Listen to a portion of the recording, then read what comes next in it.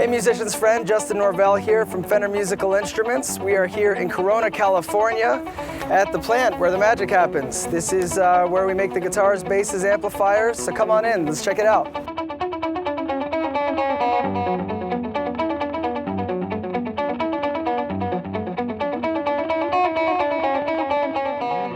When you look at the Fender history books in the past, say from 1965 to 1975, there's this period of kind of this island of misfit toys, if you will, of some of the instruments that kind of didn't really go down in history, but they're there. So we set about looking at some of these instruments like the Starcaster, the Marauder, and decided, you know, what if we made some instruments that looked like they could have been from that era, like 100% plausible, but they weren't, and they're of the modern era. So each of these instruments is really interesting that each one has to bring something unique to the table. It's not just a body shape, it's not just a vibe and a look. So we made sure on each model to have something that was unique. So we did our first humbucking Jazzmaster pickups, and the switching on the Mustang Special is super cool as well. And this is one of the things that I think that we're proudest of. On the Mustang Special, you have your typical three-way selector, which gives you, this one both and then the neck. But these slider switches give you the outer coil, the full humbucker, and then the inner coil.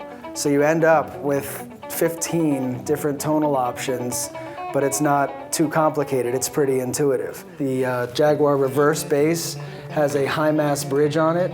That this is the first time that we've put this on an instrument. And obviously it's got the big humbucking pickups as well as the reverse headstock for extra tension on the E string. Right here we're looking at the Offset Special, which is one of the new models.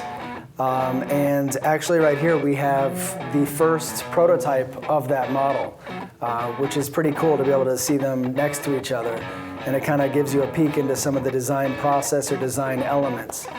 But this was just a really cool concept that kind of has elements of a Jazzmaster with the bridge and the pickups. You got elements of a thin line. You got elements of, a Strat kind of shape in the front, but with the offset of like a jazz bass. And then you can see what we've changed as the design came together. The pick guard went away. The bridge changed.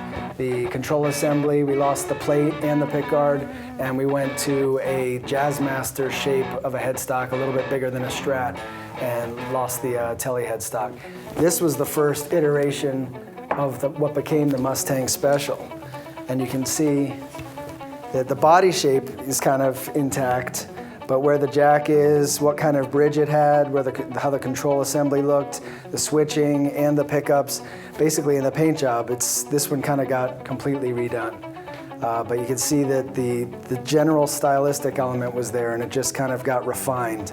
So another one that we have here is what we're calling the Jaguarillo, which is kind of like the little Jaguar.